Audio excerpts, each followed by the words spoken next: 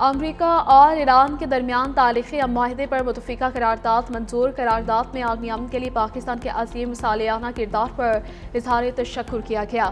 وزیر قانون اعظم نذیر طاہر نے قرارداد قومی اسمبلی میں پیش کی۔ قرارداد میں امریکہ اور ایران کے مابین امن و استحکام کے فریم ورک پر دستخط کو سفارتی کامیابی قرار دیا گیا۔ جنگ بندی کے بعد اب تیل کی قیمتیں تیزی سے نیچے آ رہی ہیں۔ یقیناً اس میں مزید کمی آئے گی۔ شکوک و شبہات شروع میں ہوتے ہیں، لیکن آپ نے دیکھا کہ پچھلے 48 گھنٹوں میں تیل کی قیمتیں ان میں خاطر خواہ کمی آئی ہے کہ اس میں سب سے زیادہ کلیدی رول فیلڈ مارشل شہید عاصم منیر کا ہے، جنہوں نے امن کے قیام کے لیے یہ 2.5-3 مہینے نیند کو آنکھوں میں بسائے شبانہ روز انت تک کام کیا۔ اور بعض اوقات میں آپ کی خدمت میں عرض کرنا چاہتا ہوں کہ وہاں پر میں خود موجود تھا اور ٹیلی فون کالز آ جا رہی تھیں اور یوں محسوس ہوتا تھا کہ ابھی معاملہ ختم ہوا، کہ ابھی ختم ہوا، لیکن اس خدائے بزرگ و برتر کو یہ منظور تھا جناب اسپیکر کہ پاکستان کے عوام کو، پاکستان کی عزت اور وقار کو اللہ تعالیٰ نے دنیا میں عزت دینے کا فیصلہ کر لیا۔ جنگ بندی کے بعد تیل کی قیمتیں تیزی سے نیچے آ رہی ہیں۔ آج تیل کی قیمتوں میں خاطر خواہ کمی کی جائے گی۔ وزیر اعظم کا قومی اسمبلی سے خطاب کے دوران قیمتوں میں کمی کا اندیاب۔ کہا خطے میں معاشی خوشحالی کا دور آئے گا۔ اسلام آباد مفاہمتی یادداشت پاکستان کی بڑی کامیابی ہے۔ دنیا کے ہر خطے میں پاکستان کا وقار بلند ہوا۔ آج ساری دنیا میں پاکستان کا نام عزت و وقار سے گونج رہا ہے۔ اس کامیابی میں سب سے زیادہ کلیدی کردار فیلڈ مارشل سید عاصم منیر کا ہے۔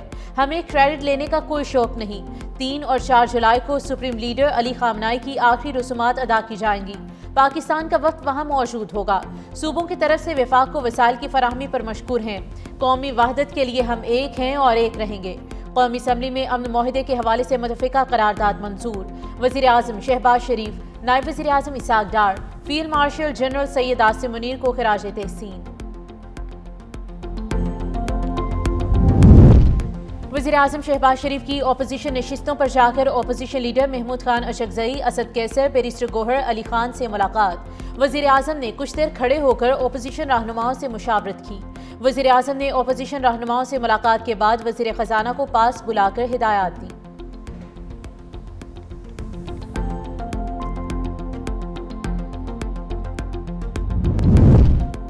اسرائیل کے لبنان پر حملے آج امریکہ ایران مذاکرات ملتوی کرنے کا سبب بنے۔ ذرائع ایرانی وزارت خارجہ کے مطابق چیف مذاکرات کار باقر غالباف اور وزیر خارجہ عباس عراقچی سوئٹزرلینڈ روانگی کے لیے مکمل طور پر تیار تھے، تاہم اسرائیلی جارحیت جاری رہنے کی وجہ سے ایرانی وفد کا دورہ آخری لمحات میں ملتوی کر دیا گیا۔ ایرانی وفد کے نہ آنے پر امریکی نائب صدر نے بھی دورے کو ملتوی کر دیا ہے۔ امریکہ سے ملتوی کیے گئے مذاکرات کی نئی تاریخ یا مقام کا ابھی تک تعین نہیں کیا گیا۔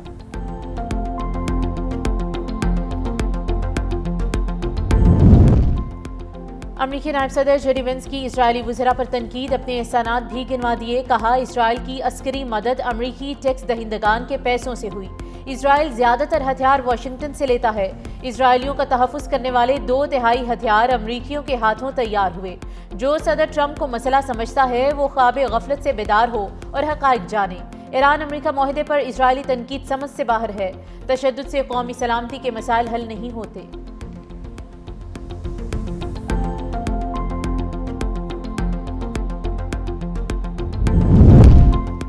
اسرائیل کے لبنان میں سیز فائر کی خلاف ورزیاں جاری۔ جنوبی لبنان پر متعدد حملے، 16 افراد شہید۔ لبنانی سرکاری خبر ایجنسی کے مطابق اسرائیلی فوج نے گزشتہ رات جنوبی لبنان پر شدید ترین بمباری کی اور متعدد رہائشی مکانات کو نشانہ بنایا گیا۔ رپورٹ کے مطابق اسرائیلی فوج نے جنوبی لبنان کے ضلع نبطیہ پر فضائی حملے کیے۔ لبنان میں حزب اللہ کے ساتھ جھڑپوں میں 4 اسرائیلی فوجی ہلاک۔ فوج جنوبی لبنان میں جاری فوجی کارروائیوں کے دوران مارے گئے۔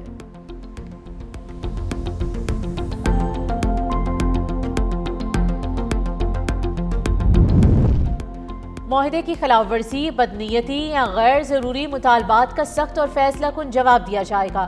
ایرانی پارلیمنٹ کے اسپیکر محمد باقر غالباف کا 2 ٹوک موقف۔ کہا وعدہ خلافی پر بھرپور رد عمل دیں گے۔ سپریم لیڈر کی ہدایات کے مطابق معاہدے کی تمام شقوں پر عمل درآمد یقینی بنایا جائے گا۔ دشمن نے ایک بار سبق سیکھا، دوبارہ وہی راستہ اپنایا تو اس سے بھی زیادہ سخت جواب ملے گا۔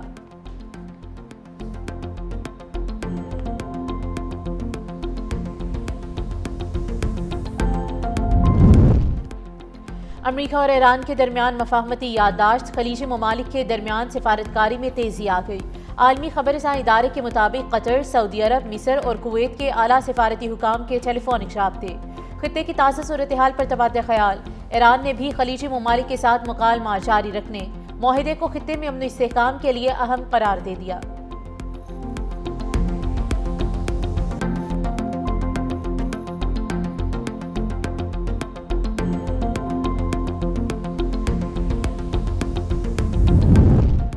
امریکہ کی حزب اللہ کے خلاف نئی پابندیاں، فنڈز جمع کرنے والے افراد اور کمپنیز کو بلیک لسٹ کر دیا۔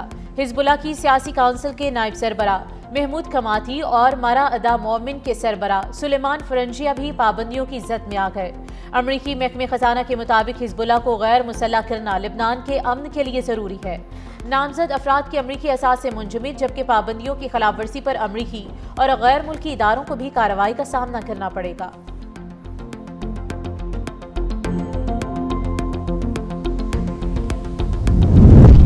پیپلز پارٹی نے تنخواہوں اور پینشنز میں 7% اضافہ ناکافی قرار دے دیا۔ راجہ پرویز اشرف نے قومی اسمبلی میں اظہار خیال کرتے ہوئے کہا کہ سرکاری ملازمین کی تنخواہ اور پینشن میں کم از کم 10% اضافہ کیا جائے۔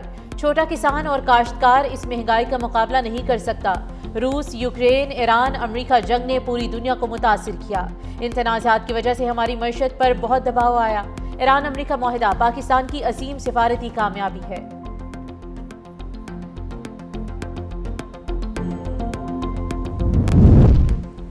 خیبر پختونخوا کا مالی سال 2026 اور 27 کا بجٹ آج پیش کیا جائے گا۔ صوبائی کابینہ نے بجٹ کی منظوری دے دی۔ محکمہ خزانہ کے مطابق بجٹ کا مجموعی حجم 2250 ارب روپے سے زائد ہوگا۔ آئندہ مالی سال کو ٹیکس فری رکھنے کی تجویز، ترقیاتی پروگرام کے لیے 575 ارب روپے مختص کرنے کی سفارش کی گئی ہے۔ سرکاری ملازمین کی تنخواہوں اور پینشنز میں 7% اضافے کی تجویز، 2022 اور 2025 کے ایڈ ہوک ریلیف کو بنیادی تنخواہ میں ضم کرنے کی تجویز دی گئی ہے۔ وفاق سے 1671 ارب روپے کی آمدن متوقع، جبکہ دہشت گردی کے خلاف جنگ کے لیے 159 ارب روپے ملنے کا امکان ہے۔ بجلی کے منافع اور بقایا جات کی مد میں 100 ارب سے زائد، صوبائی آمدن 150 ارب روپے کا تخمینہ ہے۔ صدر مملکت آصف علی زرداری نے چیف جسٹس پاکستان اور چیف جسٹس وفاقی آئینی عدالت کی 14ویں سینٹ پیٹرز برگ انٹرنیشنل لیگل فورم میں شرکت سے متعلق وزیر اعظم کی ایڈوائس منظور کر لی۔ 14واں انٹرنیشنل لیگل فورم 24 سے 26 جون 2026 کو روس کے شہر سینٹ پیٹرز برگ میں منعقد ہوگا۔ ذرائع کے مطابق چیف جسٹس وفاقی آئینی عدالت 24 سے 26 جون تک روس کا دورہ کریں گے۔ عدم موجودگی میں جسٹس حسن اظہر رضوی قائم مقام چیف جسٹس کے فرائض سر انجام دیں گے۔ جسٹس امین الدین خان کا بطور چیف جسٹس آئینی عدالت کا یہ پہلا غیر ملکی دورہ ہوگا۔ پاسپورٹ کے اجراء کو مکمل طور پر ای پاسپورٹ پر منتقل کرنے کا فیصلہ، وفاقی وزیر داخلہ محسن نقوی کی زیر صدارت passport and immigration headquarters میں خصوصی اجلاس۔ محسن نقوی کا کہنا ہے کہ ای پاسپورٹ پر منتقلی سے فراڈ اور جعلسازی کا مکمل خاتمہ ہوگا۔ بیرون اور اندرون ملک پاسپورٹ کی ہوم ڈیلیوری کے لیے کام مکمل کر لیا ہے۔ آن لائن پاسپورٹ درخواستوں کو پاک آئی ٹی کے پلیٹ فارم پر منتقل کیا جائے گا۔ 1 جولائی سے پاسپورٹ دفاتر میں کیش لیس نظام نافذ کیا جائے گا۔ ای پاسپورٹ پر مکمل منتقلی سے پاسپورٹ کے ضمن میں فراڈ اور جعلسازی کا خاتمہ ہوگا۔